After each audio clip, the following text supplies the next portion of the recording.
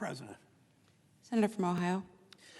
Thank you, Madam President. For generations, manufacturing was the lifeblood of communities across Ohio and throughout the country. It was heavily unionized, the jobs paid well. Not a coincidence that those two things go together. These jobs allowed generations of Americans to build a middle-class life. I walked the halls at Mansfield Senior High School and Johnny Appleseed Junior High School with the sons and daughters of steelworkers and iron workers and carpenters and machinists and auto workers and electricians. Workers, the parents of kids in my school, those workers innovated on the shop floor. They propelled our economy to new heights. They allowed us to lead the world in developing new industries. But Ohioans know all too well what happened next. Beginning in the 1970s and the 1980s, we stopped making things in our country.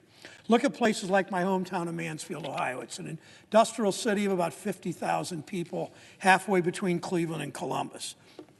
Companies like Westinghouse, Tappan Stove, Ohio Brass, General Motors closed down one after another. Go to any town in Ohio, people can name a similar list. They'll measure oftentimes their local history in lost plants and lost jobs.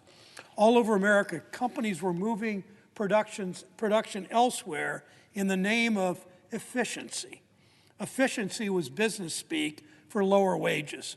Corporate America always wanted cheaper labor wherever they could find it. First, they went to anti-union, anti-worker, low-wage states, often in the South.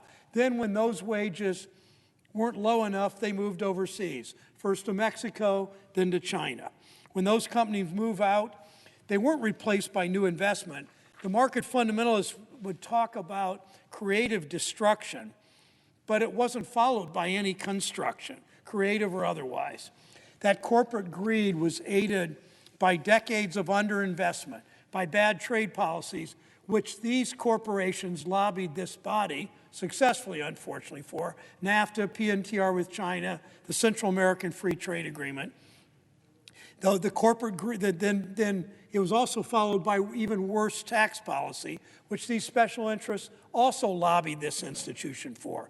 It all drove production overseas. It left us relying on other countries, too often our economic competitors. It exposed us to supply shocks. It ultimately gutted the middle class in Mansfield, Ohio, in communities all over this country. Ohioans and workers in historic industrial towns felt it first. Now the whole country feels it in the form of higher prices and empty shelves and month-long waits for products people need. We need to make more things in America. It's not going to happen on its own, not when the economy of the last 4 decades was built on corporations hopping the globe in search of workers to exploit. Not when countries like China prop up state-owned enterprises and steal our ideas and monetize them and use them to compete and often cheat against American businesses and American workers. We need a concerted, coordinated effort to invest in our greatest assets, American workers, American innovation. That's what we do with this competition and jobs bill. We need to negotiate a final bill and pass this now. Ohioans needed this a year ago, a decade ago, a generation ago. Look at what's happening even today in Bucyrus, Ohio. There are few innovations more quintessentially American than the light bulb. Every elementary schooler learns that Thomas Edison from Milan, Ohio, invented the light bulb at his lab in Menlo Park, New Jersey. And Ohio became the center of the light bulb industry. But we've seen plants close across Ohio in Ravenna and Warren. We're told these plants were old and dated. They made the old-fashioned incandescent bulbs. Instead, now they told us Americans would make new next-generation technology like LED bulbs. Not exactly what happened. Promises. We learned that 2 Ohio factories that were part of the LED light bulb supply chain in Ohio, in Bucyrus and in Logan, Ohio, are closing their operations. Get this, today, they promised LED bulbs would be made in the United States. Today, 99, actually more than 99 point something percent of LED light bulb production is in China. Think about that, 99% of this quintessential American invention is made in China. When you move the entire production overseas, you move the shop floor innovation right along with it. Think about that. Much of our innovation comes because workers on the shop floor think about, as they're doing their work, they think about better ways to produce this, and they think about making a better product. But corporate America, of course, corporate America underestimated the ingenuity of American workers, or they just didn't care. So when plants move overseas, the innovation, the shop floor innovation in America simply stops. Look at the semiconductor shortage. American research and development created the chips. American companies did most of the manufacturing. Yet over time, production, often fueled by incentives from foreign countries and sellout by politicians lobbied by corporate interests, moved those jobs overseas. During the pandemic, companies across Ohio and the rest of the country shut down production lines and laid off workers because they couldn't get enough semiconductors. Whether you're Ford Motor Company in Lima, Ohio, Whirlpool in Clyde, Ohio, Kenworth in Chillicothe, Ohio, Navistar in Springfield, Ohio, you needed those chips. In the semiconductor industry, we see the problem, we see the solution. At the end of January, Senator Portman and I flew to Columbus to join Intel to announce the largest ever investment in semiconductor manufacturing. We'll create 10,000 good-paying jobs.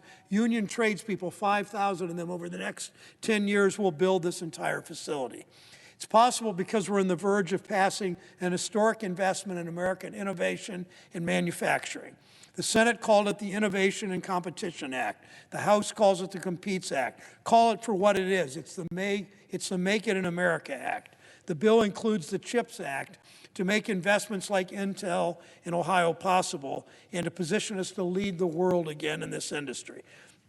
It expands advanced manufacturing hubs. We'll create more of these hubs around the country, and it's a real coordinated strategy to invest in R&D. We know our competitors like China spend billions propping up state-owned enterprises investing in research and development. China's gotten pretty good at taking our ideas, monetizing them, using them to compete against American businesses while paying their workers less and giving them fewer worker protection rights. That's why in the Banking and Housing Committee, we work to make sure the bill includes powerful new sanctions on Chinese actors who steal trade secrets. It's why Senator Portman and I are working to include our Level the Playing Field Act 2.0 to give American businesses updated, effective tools to fight back. We know when we have a level playing field, we know when we harness the ingenuity of American workers, we can outcompete anyone. It's time to make things in America again.